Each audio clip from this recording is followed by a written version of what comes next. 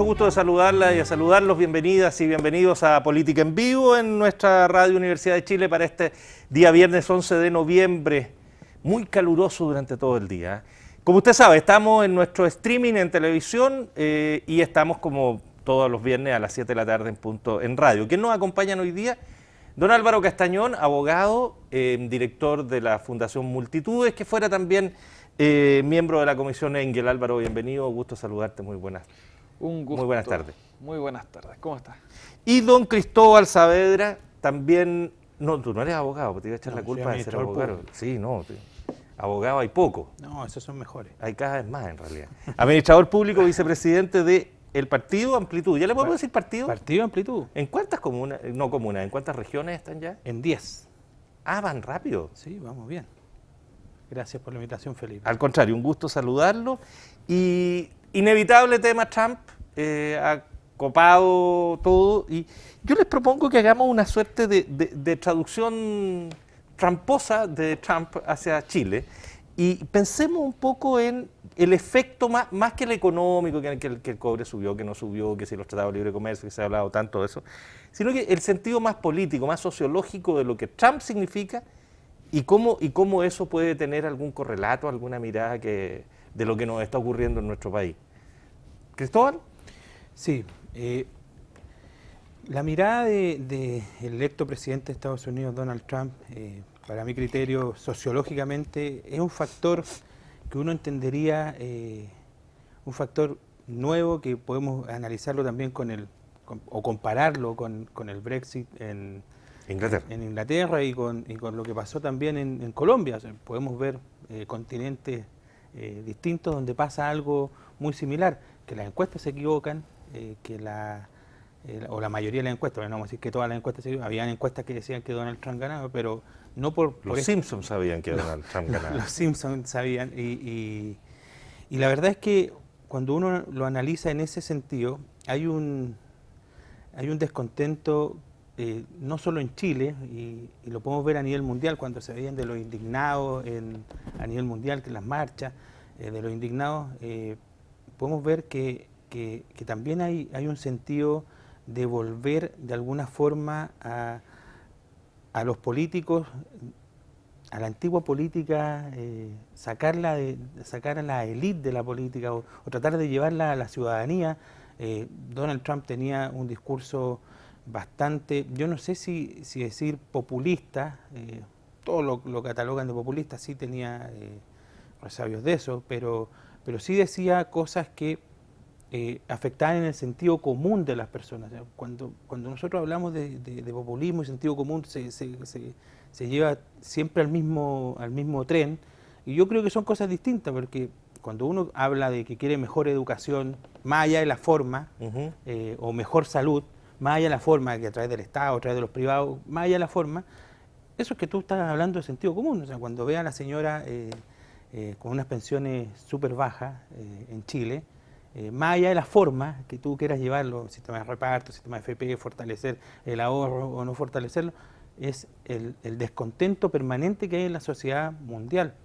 Y esto es un factor que podríamos llevarlo a Chile cuando tuvimos un candidato que hablaba de estas cosas el año 2014, 2013, que fue Franco Parisi, que también tuvo un factor ahí preponderante, llegó al 10% de los votos. Evidentemente en Chile tenemos marcados bloques políticos que empiezan a evidenciar ciertos quiebres, y en eso yo creo que hay que analizarlo bien profundamente, el factor sociológico de cómo se está manifestando la ciudadanía en favor de cosas que le están afectando de verdad, que no ven no ven esta mirada, no sé, podríamos llevarlo hoy día, esta mirada de Ricardo Lagos, que el padre de los chilenos, que tiene que ser un papá, que tiene que protegerte. No, yo creo que la gente lo que espera, y a nivel de Chile creo, que es llevarlo a una fórmula más bien de contenido de lo que te afecta. Y en eso probablemente vamos a tener unas elecciones posteriores, las elecciones que vengan para adelante van a ser bastante marcadas por eso. No sé si populismo, puede que caigamos en eso, pero yo espero que no. Pero Álvaro Castañón, a tu juicio, porque Trump de alguna manera, yo creo que marca como muchos discursos. Hay populismo, tengo la impresión, hay un nacionalismo fascistón bastante evidente también en Trump, pero hay una conexión, como dice bien Cristóbal, con los problemas o las insatisfacciones profundas de una parte importante de la población de Estados Unidos, que es la que vota por él finalmente. Sí, yo creo que hay una capacidad de escuchar y levantar propuestas que es un poco más sana porque se le pone atención a la ciudadanía al final del día, que es distinto a cuando la élite política que quiere conservar el poder siente que ya tiene todas las respuestas y tiene que vender un paquete predeterminado que la gente tiene que aceptarlo. Que fue un poco lo que pasó en esta elección, que Hillary en algún momento ya consideró positivo decir, sí, yo soy la continuidad del presidente Obama, en realidad ahorrémonos los pensamientos y lo que viene va. Y ahí le empezaron a exigir un poco más a costa de las aberraciones y a veces no tan aberraciones que decía Trump, le empezaban a exigir un poco más de contenido. Hoy día también es lo que vemos con Guillermo, que lo están tratando de tirar contra las cuerdas para decir, bueno, diga algo. Y Guillermo dice, bueno, lo que yo vengo a hacer un gobierno ciudadano. A mí me recordó mucho a la presidenta Bachelet, que también esa En fórmula... su primera etapa. Esa fórmula de él no voy a dar respuestas porque quiero un gobierno ciudadano, la ocupó, y en realidad lo que termina ocurriendo es que se construye un muy mal programa de gobierno que amarra. Porque el levantamiento de propuestas ciudadanas es algo que nos puede tomar 4 años y los gobiernos son de 4 años. Entonces, cuando uno quiere el poder, tiene que saber para qué lo quiere.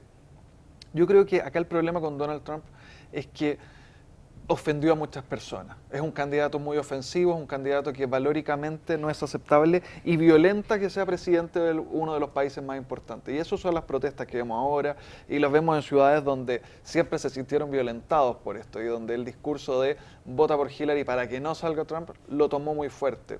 Y de hecho, Bernie Sanders, que en algún punto recogía a todas estas personas, también se le fueron en contra a sus partidarios cuando dijeron, oiga, tu indecisión, Bernie, está haciendo que Trump gane terreno, por lo tanto, apoya a Hillary.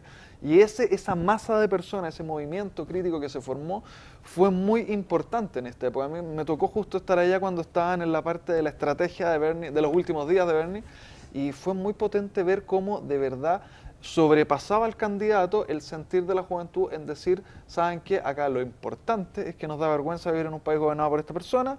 Es cierto, compartimos un cierto ideario, pero por sobre todo lo que no compartimos es menospreciar a los inmigrantes, decir que los mexicanos mandan puros violadores y generalizar de esta forma. Sobre todo eso no lo compartimos y ahí hay un conjunto de valores universales que se han violentado. Yo creo que es también lo que nos violenta en Chile. Hay que ser súper concreto en que efectivamente los coletazos de la economía nos pueden pegar, pero nos pueden pegar fuera Hillary o fuera Trump. Sí. Los planes económicos eran cuestionables por ambos lados. Lo que respecta a turismo y visa waiver probablemente se va a mantener porque mientras un chileno quiere ir a gastar plata, los gringos van a recibirlo con los brazos abiertos. En términos de política, Chile tiene una política más o menos estable, no somos revolucionarios, tenemos una economía neoliberal, Donald Trump ni ningún gringo se debería sentir ofendido por eso. Entonces, en realidad, lo que nos va a pasar a nosotros no es mucho. El problema realmente es cómo estamos estirando el elástico en dar soluciones que violentan a otras personas y a la larga nos violentan incluso a los que no se sentían violentados. Y a propósito de esto me acordé de una película que vi en Netflix que se llama Ha Vuelto, que justamente Hitler aparece el 2015 y empieza a dar soluciones a problemas ciudadanos conversando con las personas. Le dice, no se preocupe, yo se lo voy a solucionar, lo tengo pensado. Y si uno lo mira hacia atrás, eso era un campo de concentración. No, mire, yo lo voy a solucionar, tengo un plan para la juventud. Eso era la juventud es nazi. Entonces, realmente cuando uno, también como ciudadano, se enoja y despotrica tanto contra los inmigrantes, ¿qué nos pasa en Chile? Contra la falta de trabajo, contra muchas cosas, ojo, porque está el caldo de cultivo para que ahí sucedan, como muestra esa película, las peores aberraciones de la humanidad hoy en día. Ahora, uno... Cuando se ha decantado un poco más la situación de los resultados de estas elecciones en Estados Unidos, fíjate que hay cosas que son bastante interesantes. Bueno, ganó en más estados de los que inicialmente se señalaba, son más de 300 en los que termina ganando Trump. O sea, tiene más votos electorales, perdón. Son más de 300 votos electorales. Pero se comprueba que en todos los condados o ciudades de más de 1 millón de habitantes gana Hillary Clinton y en todas las ciudades más chicas gana Trump. El voto popular lo termina ganando Clinton, por muy escaso margen que sea. Pero hay una mitad del país afirmado en las ciudades menores, en lo rural y en la zona norte, particularmente en la zona norte que quedó desempleada, digamos, que es la que le da la gran caudal de votos a Trump. Y es la que, en definitiva, lo lleva a la presidencia de la República. Trump, además, logra que voten gente que no estaba votando. La última elección votó el 52%, ahora vota más del 65%. En fin, la lectura de Trump, del payaso, es más bien primitiva. Este es un tipo que diseñó además una campaña que provoca a todo el mundo, que logra ser el centro de la campaña. La campaña gira en torno a él, que entiende ese fenómeno y que además logra ir contra todo lo establecido, todos los medios de comunicación, toda la intelectualidad, todas las mediciones pulcras y académicas, todos lo desechaban.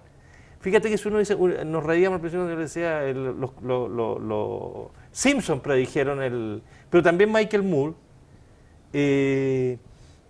Hay como una cosa de la sabiduría más del que está en contacto con la gente que permite ver lo que está en definitiva sucediendo con personajes como estos. Yo no sé si ustedes ven algo parecido en nuestro país, nuestra política, cuando tú tenías un 65% o más que no vota, cuando la votación se concentra, los lugares donde más se vota son las ciudades chiquititas, en las ciudades grandes se vota cada vez menos, las comunas con más habitantes tuvieron 20 y tantos % de participación, etcétera, y como que el mundo político vive para ellos y se relaciona entre élite y para la élite, y este otro mundo queda fuera del cuento. Mira, Felipe. Cristóbal Saavedra. Si uno ve el mapa de Estados Unidos, prácticamente las costas votaron por Hillary. Sí, claro. Y donde se concentran las grandes ciudades y la élite de Estados Unidos. A excepción de Florida, y más allá, o sea, los mismos latinos, ganó en los latinos ganó Hillary, pero votaron más que la vez anterior. Votaron más que la vez anterior. Exactamente, y ese fenómeno también se puede dar, no sé, yo lo conversaba con un amigo que es bien experto en este tema, y no sé, si lo llevamos a Chile, es como cuando tú le preguntas a los peruanos si quieren que lleguen más colombianos, y te dicen que no, porque se empieza a provocar una competencia en términos laborales, y eso pasó efectivamente en los sectores latinos de Florida. Y por eso te lo comentaba llevándolo a Chile. Y en esa lógica, los sectores rurales, si lo llevamos de nuevo a Chile, como son el centro de Estados Unidos y el ala norte, donde el progreso no ha llegado con esa pompa que ha llegado a las costas. Uno cuando dice voy a ir a Estados Unidos, uno piensa voy a Nueva York y voy a ver estos grandes edificios, voy a ir a Manhattan, voy a ir a Miami, California, pero nadie piensa voy a ir a Utah, no sé, y en Utah, que es un sector... Y los de Utah no van a ninguna parte, se quedan ahí. Claro, los que salen de Utah son ahí están como concentrados los mormones. Pero estoy poniendo un ejemplo. Pero efectivamente el síntoma o el síndrome que se da en Estados Unidos con la votación, efectivamente pasa algo al inverso de lo que pasó en Chile en la municipal. Pasa algo al inverso de lo que pasó en Chile en la municipal, porque nos sucede que en lo rural allá votaron muchos más, en la municipal, claro, nos pasa, pero en la urbe, donde se vota por Hillary, salieron a apoyar a Hillary con fuerza, pero la masa más pequeña, esto sumado, sí, pues le fueron dando triunfo, condado a condado el triunfo a Trump. Y en Chile, efectivamente, si lo llevamos, lo retrotraemos a Chile,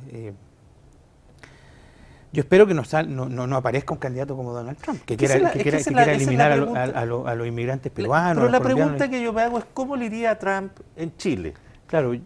Porque piensa tú, cuando se hacen entre comillas, detenciones ciudadanas, y gente toma a un delincuente, con bolsas plásticas, Claro, lo un amarra a scotch. lo desnuda, lo escupen, lo agreden, le pegan, y después les preguntan si están de acuerdo o no. Hay un porcentaje no menor que está completamente de acuerdo y aplaude eso. Sí, Álvaro, yo creo que ahí desde tu fundación ese es un tema que miran ustedes. Sí, yo creo que la pregunta ahí es si es que seguimos tal cual estamos hoy, ¿en esta elección o la siguiente ganaría un candidato como Trump? Porque es cierto, él responde a una necesidad de controlar algo que parece descontrolado. Y hay personas que se sienten con toda la autoridad para decir, ya basta, se necesita mano dura sobre esto. Y esos son muchos de los grupos que al final del día, nuevamente vuelvo con este pool valórico de cosas que se defienden en las ciudades de Estados Unidos versus en los interiores, que es dramática como la cultura, la educación, va variando en cada uno de los estados de Estados Unidos. Y bueno, ¿cómo se defienden? ¿Qué tan importantes son agregarle nuevos valores a nuestro set? Hablan algunos de derechos fundamentales de cuarta, quinta generación, de una nueva proyección de derechos. Bueno, los agregamos, los asimilamos, pero también cómo hacemos para defendernos de las cosas malas que están pasando y no irnos a los otros extremos. En Chile todavía ese tipo de cosas está muy en veremos. Hoy día vemos que los carabineros tienen miedo de hacer su función. Y no es un invento, yo de repente veo, no sé, una vez cuando entraban a la NFP me llamó mucho la atención un carabinero que le iba a mandar un palo a uno y soltó el palo. Y se fue lucha cuerpo a cuerpo. No sé, bueno, pero ¿por qué el carabinero tiene que entrar en cuerpo a cuerpo si él es la autoridad? O estará bien y ahora en adelante van a ser puros cinturones negros los carabineros. Como Luego les van a los decir alemanes. que claro, que están abusando porque son cinturones negros. Su cuerpo es un arma. Pues, bueno, ¿cómo solucionamos eso? Esos son temas que hoy día no se están discutiendo. Mientras no se discutan, claro, puede llegar un presidente, un candidato que digan, ya saben qué más, todo el debate, guárdenselo, la solución es represión, la solución es tomar medidas drásticas. Y xenofobia, nuestro país no ha superado niveles importantes de xenofobia, tú lo citabas respecto a los inmigrantes peruanos y colombianos entre ellos, pero chilenos, Chileno-peruano. terrible, el tema del nacionalismo.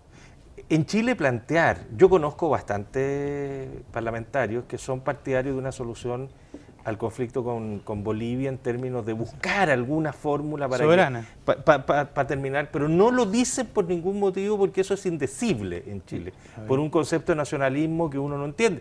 Poner el tema siquiera se considera una aberración. Entonces, estos elementos que nos parecen tan horrorosos en la versión norteamericana de lo que representa Trump, en la versión chilena, si tú los vas tomando, están los mismos elementos y no con poca adhesión. Pero en la versión chilena tenemos la gran solución de que muchos de estos elementos no están ni cerca de haberse intentado una solución previa. Estados Unidos, por ejemplo, en el caso de la xenofobia, tiene una ley migratoria, tiene mecanismos contra la discriminación, tiene cierto bagaje en torno a tratar de o prevenir o regular. Por último, si no fueron generosos, regularla. De repente, hiperregularla. Y siempre está en el debate. En Chile tenemos una ley migratoria que es un chiste, basta con llegar al aeropuerto y si el señor de la PDI está de ánimo le pregunta si viene con plata o no, si está de ánimo le pregunta si viene con dirección o no, o muchas veces lo hacen por el color de piel. Yo te puedo decir, la última vez que yo pasé por el aeropuerto tuve una especie de intercambio de diálogo con una señora de la PDI que estaba tratando derechamente con vulneración a los derechos humanos a la gente de Haití que estaba entrando a Chile. Claro, ¿Sí? Entonces se sienten completamente ellos también desamparados porque claro, la PDI en la frontera está de adorno. Bueno, pero el punto entonces, y te cedo la palabra al tiro, es que hay en Chile arraigado elementos xenófobos, elementos clasistas, elementos racistas y nacionalismos muy duros que harían posible personajes como un Trump tener una adhesión no menor. Sí. Y eso parece preocupante porque lo miramos con horror. Pero si nos miramos a nosotros mismos, uno dice, Trump navegaría con cierta facilidad en los mares chilenos. Cristóbal. Sí, ahora, yo creo que en Chile tenemos, bueno, yo creo, espero que los chilenos tengamos un poquito una mirada un poquito más amigable y hermana con nuestros hermanos de otros países. Y tiendo a pensar que así, al principio, claro, efectivamente, hace 10, 15 años se trataban, no sé, los chistes en televisión eran contra los peruanos. Sí, claro. Hoy día es casi impensado, se irá oye, vamos a la Plaza de Armas, que ahí está el límite, pero es un chiste que es más bien racional, porque uno va y está lleno de hermanos peruanos, pero no es algo... Pero en lo profundo, la pregunta que me hago, yo creo que las generaciones más jóvenes vienen mucho más liberadas de esta tara nacionalistona y xenófoba. Probablemente también sea una herencia de la dictadura y seguramente a medida a medida que vayamos avanzando en las generaciones, yo espero que no, bueno, en 20 años más vamos a tener niños chilenos colombianos, bueno, ya los debemos tener, en 20 años más vamos a tener políticos chilenos, yo suelo marcar un punto peruanos. Yo creo que nuevamente depende de la regulación y de que Chile, y eso ya se está discutiendo a nivel político, de que Chile se tome el tiempo de actualizar esta ley. Es un buen porque punto, hay sí. muchos, hoy día, personas que están viniendo de Venezuela, pero muchos profesionales que están viniendo de Venezuela. Sí. Y están completamente integrados y no se ha puesto sobre la mesa en esta época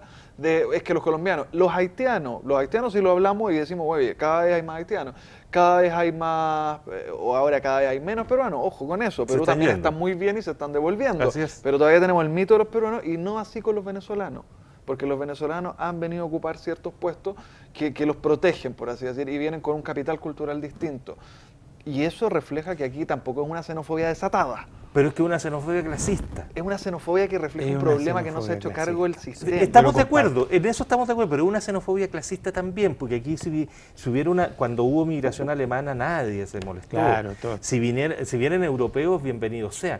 Es una xenofobia muy clasista la nuestra, es un país bien complejo. Yo creo que y esta es una opinión, lo que Trump pone sobre el espejo es algo que nos debe,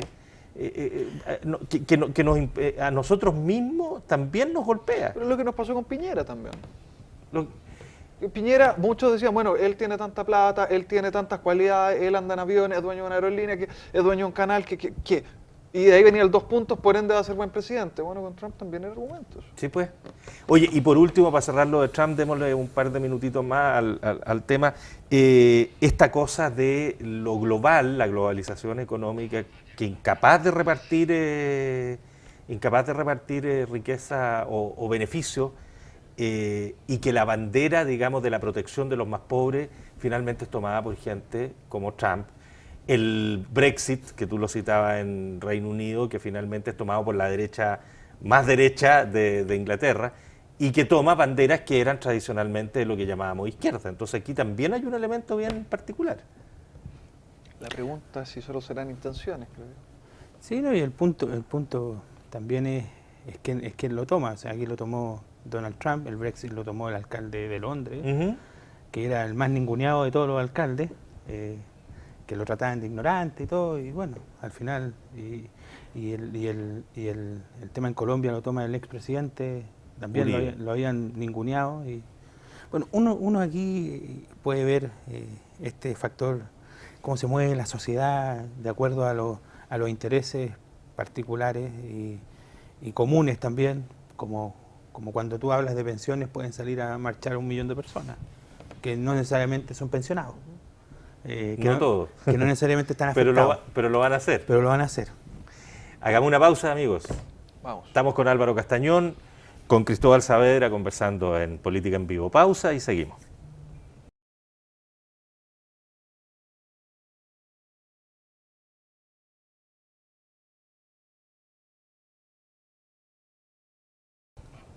Estamos ya de vuelta en Política en Vivo, conversando con Cristóbal Saavedra, vicepresidente del partido Amplitud, y con Álvaro Castañón, director de la Fundación Amplitud.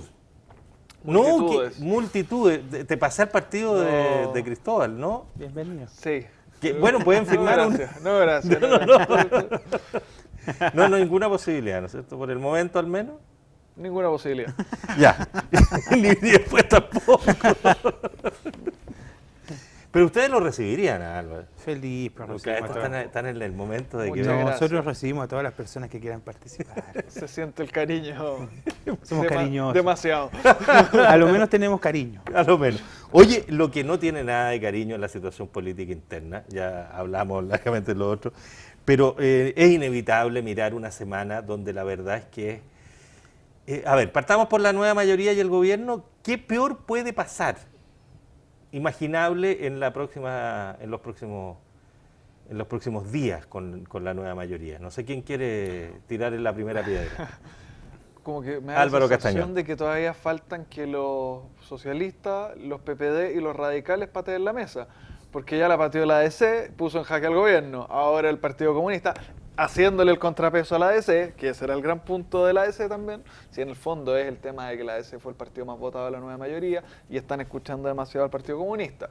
La ADC soluciona el problema, ahora los comunistas tienen en jaque al gobierno. Bueno, en algún punto los socialistas, los PPD y los radicales pueden decir, bueno, ¿y cuándo Los nos llega a radicales nosotros? ya hicieron su pataleta, acuérdate ¿Hicieron? que tienen congelado. Sí, hicieron Fue el lo Consejo primero. General. Lo segundo, la DC primero, y No. detrásito se colgaron los radicales. Los radicales fueron los primeros que se salieron la primera vez del comité político cuando el ministro Fernández habla de Lago y Piñera.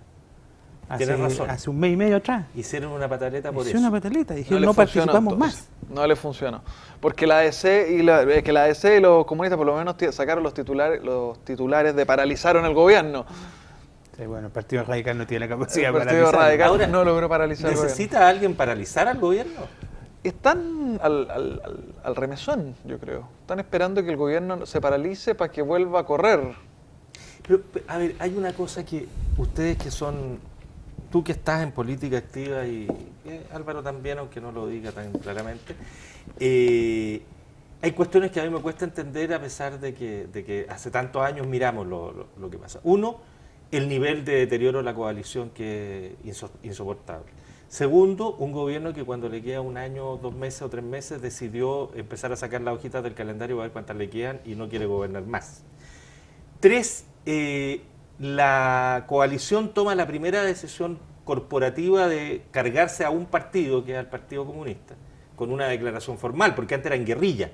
Aquí hay una declaración formal, una carta firmada por los presidentes de todos los demás partidos, y resulta que Mario Fernández, el ministro del Interior, sale a decir: nunca el Partido Comunista se comprometió a votar a favor del proceso. Sale a defender Fernández al Partido Comunista en esta suerte de, entre comillas, enrochamiento que le había hecho el otro. Se suspenden todas las reuniones que se habían tenido. No hay ninguna reunión entre el mundo de los trabajadores públicos con el Ministerio de Hacienda para seguir negociando. No hay ninguna propuesta sobre la mesa de cómo salir de ese tema. Y lo que sí viene es que están renunciando gobernadores, intendentes y ahora ministros para ser candidatos en una elección y no sé cuál. ¿Y qué es esto? A ver, yo creo que... Señor vicepresidente de multitudes, para seguir enredando todo, de amplitud.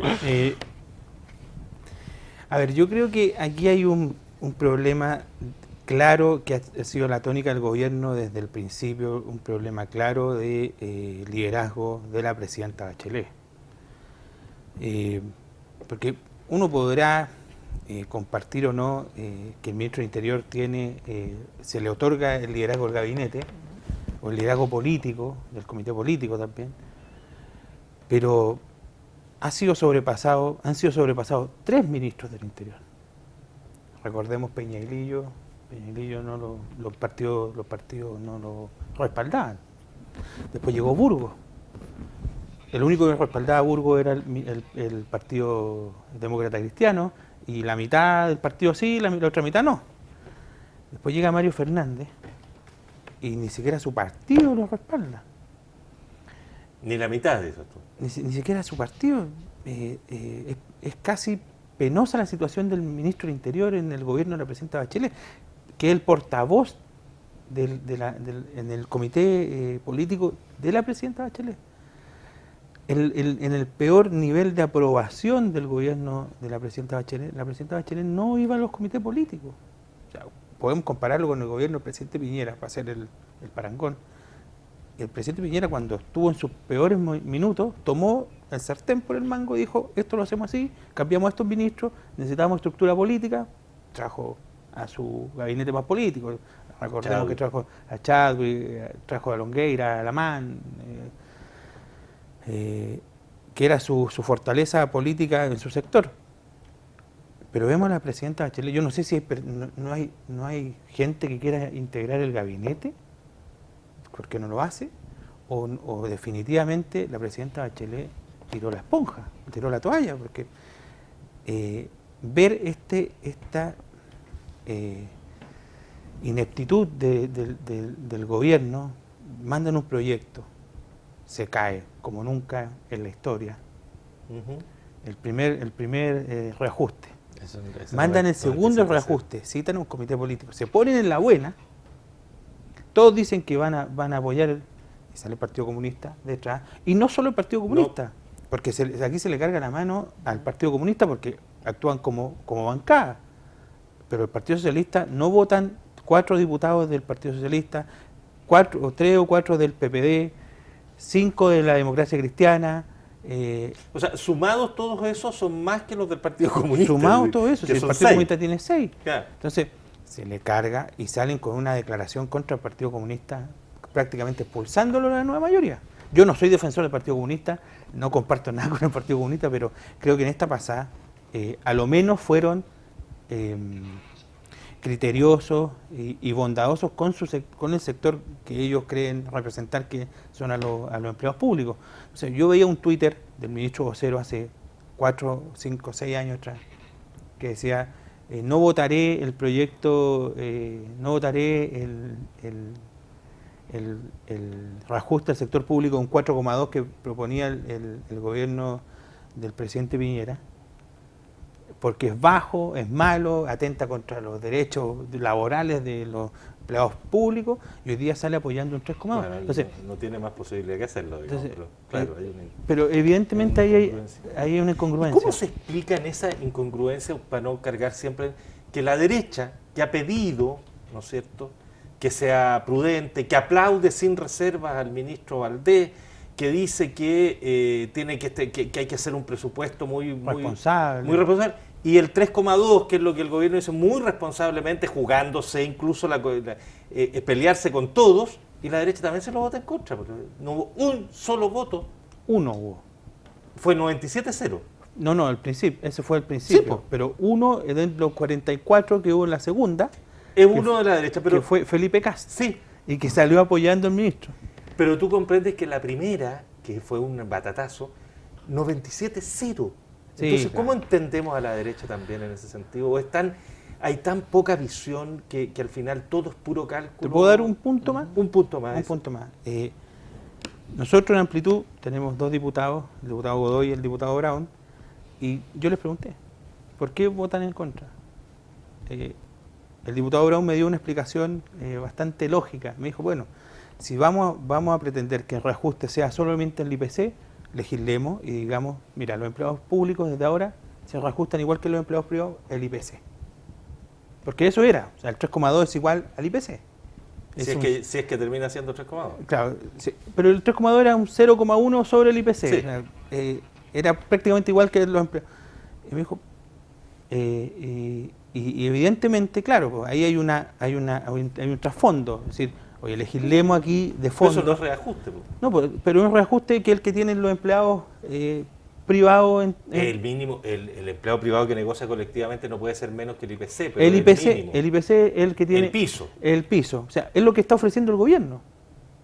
O sea, eso, entonces, evidentemente, aquí hay una mala jugada del gobierno. Y no Pero sé si, no es muy buena la explicación, perdona, con todo cariño, de Brown, ¿no?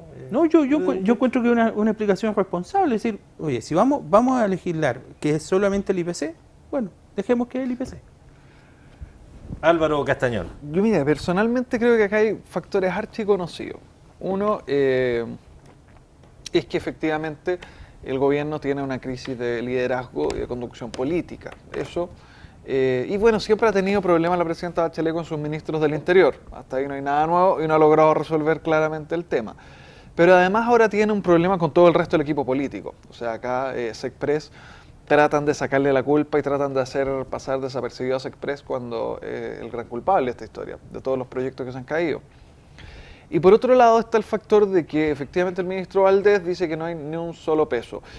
Teoría que es avalada por la derecha, por la centro derecha, porque básicamente dicen, bueno, usted se ha gastado toda la plata de la reforma, no meta ni una reforma más, no hay plata, la economía está pésima, y resulta que ahora, al momento de subir el sueldo de los funcionarios públicos, volvió a aparecer la plata. Es como cuando estábamos discutiendo el tema del Sename. Presidenta, ni una reforma más, que no queremos nada, y después llega y dice, pero Presidenta, ¿cómo no hizo esto antes? Oye, pues si tú me llevas diciendo un montón de rato, 3 años que no haga nada más, y ahora me piden que cómo no hice esto antes. Entonces, esto también tiene mucho de juego político. El gran punto que yo creo que acá está en el fondo del asunto es que tradicionalmente se dejaba un margen para que el Congreso también hiciera su aporte, tirara las lucas sobre la mesa y subiera el porcentaje. Claro. Y en esta oportunidad el ministro Valdés, en mix con el ministro Izaguirre, con muy mal ojo político, no los culpo porque justamente eso es lo que se les critica, no dejaron ese margen para que el Congreso, por así decirlo, ponga la firma y se haga La mala famoso. muñeca, sí, claro. Entonces, básicamente, tenemos un problema que es de lobby, de Sexpress, tenemos un problema de tras bambalinas mucho más que la cifra. Todos estamos de acuerdo que no hay plata, todos estamos de acuerdo que puede haber sido el mejor o el peor porcentaje, pero lo que va a pasar a la larga es que el gobierno va a tener que meterse la mano al bolsillo, sacar un poco más de plata, y hay que ver ahí... ¿Y cómo lo va a hacer? ¿Eso significa la salida de Valdés? Y hay que ver ahí de dónde sacan esa cantidad. O sea, esa plata está, es cosa de, hay plata guardada para otros fondos, está. Si el punto es el significado político de eso, o sea, Valdés tiene que pescar sus cosas e irse, si sube el 3,2, Valdés se va. E irse por responsable. Por responsable. No por lo que sea. Esa es la salida de él. O sea, Bueno, me voy él porque, puede salir, porque fui responsable con el fisco. Sí, él puede salir diciendo, bueno, yo me voy, Eso. jugué lo que tuve que jugar, pero se tiene que ir. O sea, Yo creo que cuesta la salida de él. un jaque mate para el gobierno si sale el ministro Valdés. Pero ojo, además hay muchas otras partidas presupuestarias que están sobre la mesa. O sea, ahora también hacer reasignaciones de fondos y pasar de un discurso donde no hay ni un peso a seguir sacando plata bajo el sombrero, es difícil, es difícil. En la práctica es difícil. Por ende, la única solución viable es que los partidos de verdad agachen el moño y asuman No lo van a poder dentro hacer. del Congreso que no existe la opción que tradicionalmente había existido, se rompió una tradición republicana. O que el ministro Izaguirre saque unas capacidades de mediación dignas de la doctora Polo con Pero el ministro con el Izaguirre- gremio completo. El ministro Izaguirre, según el relato de quienes están en el Parlamento, que es el mediador con el Parlamento, el negociador con el Parlamento es el ministro Izaguirre. Es que no ese su rol. existe. Él va, dice que toma nota, informa lo que trae, anota lo que se lleva y no media, no funciona eso. Y para ser aún más preciso, el ministro Izaguirre de este tema prácticamente lo dejaron afuera. Sí, claro, Desde la primera vez.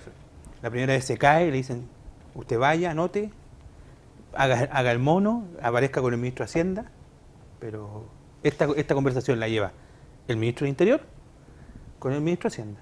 Es más, ayer el ministro del Interior estuvo hasta casi las 4 de la tarde en el Congreso, un día jueves cuando el Congreso sesiona, hablando con los jefes de bancada, públicamente, sacaron la foto y todo, con los jefes de bancada de la nueva mayoría, tomando Haciendo la pega de Izaguirre. haciendo la pega de Izaguirre, menos con los comunistas, porque creo que se juntaron en privado, y vuelve a Santiago, el ministro Valdés también estaba allá, vuelven a Santiago y le pide al ministro Valdés que se vayan juntos, para contarle seguramente lo que... Pero el ministro Izaguirre está fuera de esta negociación totalmente. Entonces, Pero nunca fuera del gabinete, eso es lo pero loco con es que Izaguirre. exactamente, porque ahí cuando uno empieza a hacer casi conjeturas, no sé, infantiles, yo podría decir ahí, oye, este tema es porque es muy amigo de la presidenta, Sí, porque tocan guitarra juntos, sí. y por eso lo tiene ahí. Es que no tiene otra Es que no te va quedando otro nivel no de tiene otra análisis, lógica. lamentablemente. Oye, pero para echar a perder más todavía el panorama, digamos que los dirigentes sindicales, que son todos militantes de partidos de la nueva mayoría, hoy día actúan con mucho menos condición militante porque las bases son otras y porque las demandas que le hacen las bases y la vigilancia sobre ellos son mucho mayores. En el mundo público el empoderamiento de gente distinta a las tradicionales es mucho mayor y por lo tanto también tenemos un fenómeno que hace mucho más complicado el panorama y que tiene que ver con lo que hablábamos en el primer bloque de una ciudadanía que es completamente distinta, que se resta a la hora de ir a votar, pero que está mucho más activa en el reclamo de sus demandas. Y que se desprestigió la actividad Álvaro política. Sí, Castañón. acá el gran problema, yo no creo que la estrategia de fondo de este gobierno, que ya es lo que me va asumiendo que es estrategia, que es dejar de lado un poco lo político y soltar la mano por ahí para generar planes, programas que de verdad hagan subir en la encuesta y que la gente sienta en la calle que el gobierno va bien, porque claramente en las noticias no lo va a sentir y yo creo que la presidenta ya está un poco cura espanto con que no le van a dar el favor de un día para otro. Pero el problema con esa estrategia es que va desprestigiando, que va dañando la confianza. Es como lo que pasaba con los casos de falta de probidad o corrupción. No es que el país sea mucho más pobre por 200 millones de pesos que entregue un banco. De hecho, es bien poco para un banco.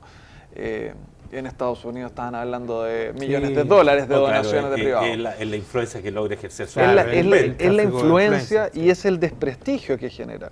Si incluso en términos de influencia, lo que se logra, uno lo ve en los juicios penales, ninguna está escrita con fuego. Ahí están desgranando el choclo y tratando de ver, o sea, tampoco es tan terriblemente evidente como sí lo es el hecho de que todos nosotros desconfiamos. De que todos nosotros nos dañó el corazoncito, por así decirlo. Y ahí es donde está el gran problema. El tema de que hoy día no tengamos Express no es un problema práctico para el gobierno, porque el gobierno sigue teniendo los mismos problemas, tiene otros ministros, le siguen rebotando los proyectos. Claro, podría hacerlo mucho mejor, sí, pero cuesta encontrar un nombre que se queme en un año de gobierno y trate de salvar el mundo. Por lo tanto, por ahí no va mucho la vía. Creo yo que el gran problema y la señal muy equivocada que tiene el gobierno es que sigue desprestigiando la actividad política mientras pareciera ser que los gremios se fortalecen y si yo realmente quiero conseguir algo, tengo que ir por el camino de afuera. Y ahí eso se valida y eso lo que nos puede generar el día de mañana son niveles críticos de participación y si le agregamos un voto obligatorio, lo que va a pasar justamente es que un Donald Trump perfectamente podría salir, porque si me van a obligar a ir a votar, voto por el que me parece más simpático. A propósito del desprestigio, Martelli declaró, Giorgio Martelli, por el tema ahora entró Ripley al punto, y parece ser que la estrategia que asume Martelli es soltar todo y decir todo. De hecho, algunas personas que están en la moneda me contaban que ya dentro de la moneda hay un nivel como de resignación, de decir, mira, ya no vamos a meternos, que salga lo que tenga que salir nomás. Y bueno, en definitiva se va a corroborar toda esta idea de que hay de la pre-campaña con bastantes recursos que no son para desestabilizar la economía del país, sino bastantes recursos, pero que yo creo que ahí hay un punto que se abre que es más difícil, más complejo, y que es la difícil explicación de cómo se gastaron esos recursos en la pre-campaña y no en lo que era la campaña, porque son recursos no tan menores para el grupo de gente que está involucrado. Claro, es una maleta con plata que uno sabe de dónde viene, o sea... ¿De dónde viene? Ya se está empezando a saber, no sabe para dónde fue. ¿De dónde viene? Efectivamente, hasta hace poco tiempo no sabía de dónde se financiaban los viajes y todas las cosas que hacía la pre-campaña de los políticos y, bueno, en este caso de la presidenta Bachelet. A mí me parece bien que Giorgio Martelli suelte todo y cuente todo, porque eso es lo que espera uno lo que espera la ciudadanía, que se esclarezca. O sea, no podemos legislar una nueva ley tenemos una nueva ley electoral esperando echarle tierra a lo que pasó atrás y decir ya partamos de aquí para adelante, borrón y cuenta nueva. Yo creo que no es lo esperable y la ciudadanía también necesita saber cómo fue la campaña de la presidenta Bachelet, cómo se financió, en qué se gastó y de dónde vino. O sea, que Giorgio Martelli hoy día diga que de Ripley salieron las platas. Bueno. Es un aporte más, no es todo. Pero es que esos son también todos los temas que han venido siendo secretados durante mucho rato. Si está Ripley, hay varias otras empresas que también están sobre la mesa. Pero el tema también es no darle mucho más vueltas sobre un sistema que funcionaba pésimo. ¿Sí? Nuevamente, secreto a voces, que cuando entraba en una campaña te pagaban un sueldo que no era menor, muchas veces muy por sobremercado.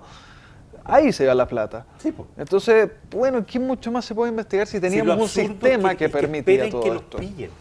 Lo ridículo es que en lugar de decir, ¿saben qué? Así se hizo política mucho tiempo y por eso vamos a tener que legislar de nuevo porque está mal. No, esperan que los pillen de a uno. Es una cosa muy loca. Pero es que si no pueden aprobar el alza del salario de los empleados públicos, ¿qué van a poder articular un acuerdo político de transparencia? Imposible. Imposible. Estimados amigos, don Cristóbal Saavedra, muchas gracias por la gentileza de conversar con nosotros en esta oportunidad. Un gusto como siempre. Álvaro Castañón, encantado como siempre. Muchas gracias. Felipe. Y con ustedes nos reencontramos el lunes en Política en Vivo en la radio y la próxima semana en el radio y streaming. Gusto de saludarlos. Muy buen fin de semana.